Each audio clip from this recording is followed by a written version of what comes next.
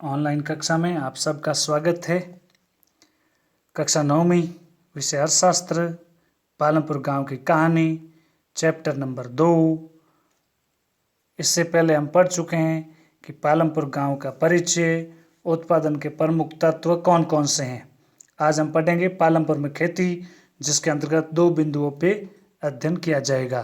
पहला भूमि स्तर है, दूसरा क्या उसी भूमि से अधिक पैदावार करने का कोई तरीका है। तो पहले आते हैं पालमपुर में खेती, भूमि स्तर है। पालमपुर में खेती उत्पादन की प्रमुख क्रिया है।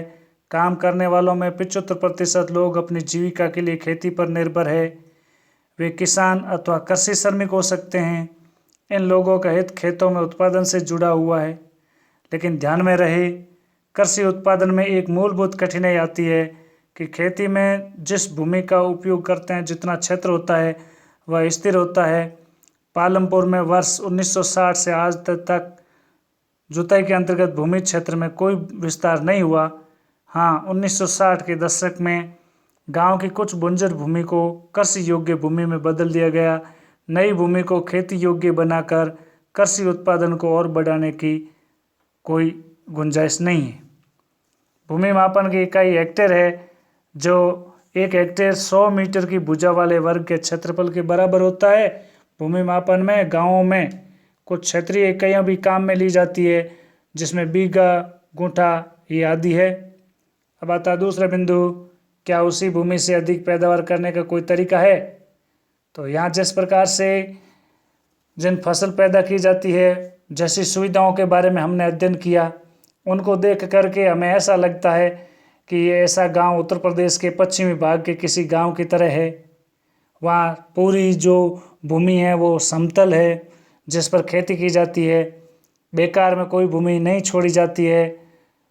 यहाँ पर अमूमन तौर पर बरसात का जो मौसम होता है, जिसको खरीफ की फसल कहा जाता है, उस ऋतु में किसान ज्वार और बाजरा उगाते हैं, जिसका उपयोग पशुओं के चारे के रूप में किया जाता है। इसके बाद अक्टूबर से लेकर के दिसंबर के बीच का जो महीना आता है, उसमें दूसरी फसल के रूप में आलू का भी खेती की जाती है। सर्दी का मौसम, जिसको हम रबी की फसल कहते हैं, उस समय यहाँ के किसानों के द्वारा गेहूँ उगाया जाता है। उत्पादित जो गेहूँ होता है, उस परिवार के सदस्यों के खाने के लिए रख करके शेष गेहूँ किसान रायगंज की मंडी में बेच देते हैं। भूमि का एक भाग इस गांव का ऐसा है जहाँ गन्ने की भी खेती की जाती है। गन्ने का वर्ष में एक बार कटाई होती है। गन्ने का उपयोग कच्चे माल के रूप में या गुड़ के रूप में शाहपुर के व्यापारियों को बेच करके भी यहाँ की आय जुटाई जाती है। पालमपुर में एक वर्ष में किसान 3 अलग अलग फसलें इसलिए पैदा कर लेते हैं।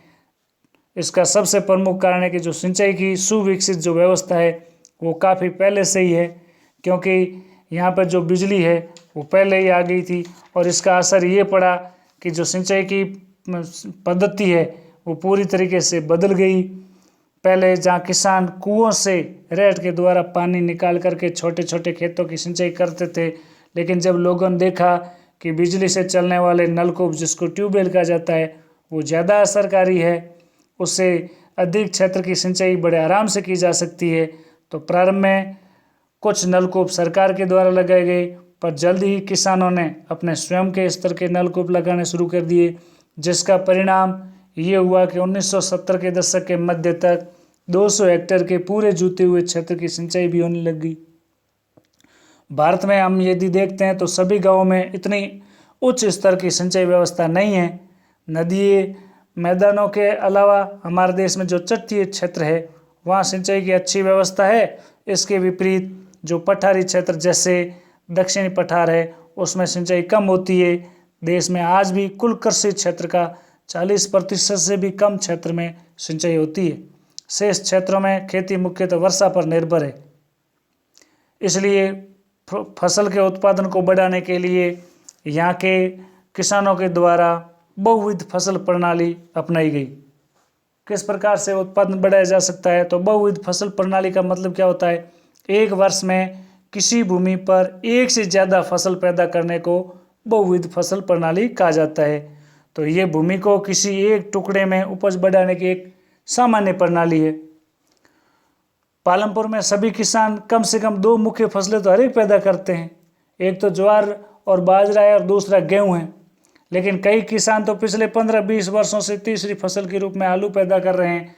इस प्रकार हमने देखा कि एक ही जमीन के टुकड़े से उत्पादन बढ़ाने का पहला तरीका हो गया बहुविध फसल प्रणाली, और दूसरा आता है आधुनिक कृषि विधियां, जिसमें कि आपको इस चित्र के माध्यम से दिख रहा है कि एक तो अधिक उपज बढ़ाने वाले बीजों का उपयोग हुआ, फिर इसमें उर्वरक आए, कीटनाशकों का उपयोग हुआ, फिर मशीनों के रूप में ट्रैक्टर का उपयोग हुआ, सिंचाई के जो तौर तरीके थे उसमें भी बदलाव आया।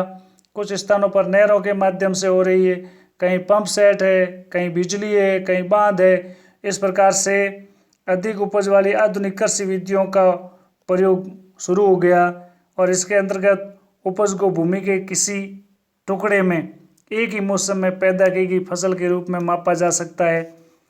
1960 का दशक के मध्य तक तो खेती में पारंपरिक बीजों का उपयोग होता था और जिसकी उपज भी बहुत कम होती थी, और ऐसी उपज वाले बीजों को भी कम सिंचाई की आवश्यकता रहती थी।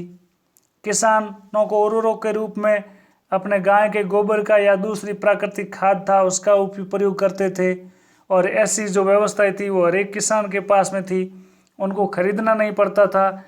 1960 के दशक के अंत में हरित क्रांति ने भारतीय किसानों को अधिक उपज देने वाले बीजों, जिसको HYV के द्वारा गेहूं और चावल की खेती के तरीके सिखाए। परंपरागत बीजों की तुलना में ये जो HYV बीज थे उससे एक ही पौधे से ज़्यादा मात्रा में अनाज पैदा होने की आशा थी। इसका परिणाम ये हुआ कि ज़मीन के उसी टुकड़े में पहले की अपेक्षा कई अधिक मात्रा में अनाज पैदा होने लगा। यद्यपि अति उपज प्रजातियों वाले बीजों से अधिकतम उपज पाने के लिए कुछ समस्याएं भी आ गई। एक तो बहुत ज़्यादा पानी भी चाहिए, रासायनिक खाद और कीटनाशकों की आवश्यकता थी, इसलिए अधिक उपज केवल अति उपज प्रजातियों वाले बीजों से सिंचाई, रासायनिक उर्वरकों और कीटनाशकों आदि के संयोजन से ही संभव था। तो ऐसा भारत में सबसे अच्छे तरीके से उपयोग वाला इलाका पंजाब, हरियाणा और पश्चिमी उत्तर प्रदेश में था, जहाँ के किसानों ने आधुनिक तरीकों का सबसे पहले प्रयोग किया। इन क्षेत्रों में किसानों ने खेती के सिंचाई के लिए नलकूप, HYV बीजों, रासायनिक उर्वरकों और कीटनाशकों का प्रयोग किया। उनमें से कुछ ने ट्रैक्टर और फसल गाने के लिए मशीनें खरीदी, जिसने जुताई और कटाई के काम को तेज कर दिया गया। उन्हें इससे गेहूं की ज़्यादा पैदावार भी हो गई, समय, शक्ति और श्रम की भी बचत हो गई।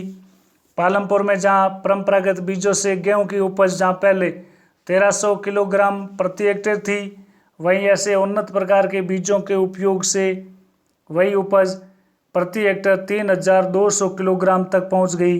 गेहूं के उत्पादन में बहुत अधिक वृद्धि हुई। किसानों के पास अब बाजार में बेचने को भी अधिशेष जो गेहूं की मात्रा थी वो भी ज़्यादा होगी। तो आज हमने इन 2 बिंदुओं के बारे में पढ़ा। अब आइए प्रश्नोत्तर पर। तो पहला प्रश्न है बहुविध फसल प्रणाली किसे कहते हैं। दूसरा है आधुनिक कृषि की विधियां बताइए। तीसरा है सिंचाई के स्रोत कौन कौन से हैं। धन्यवाद।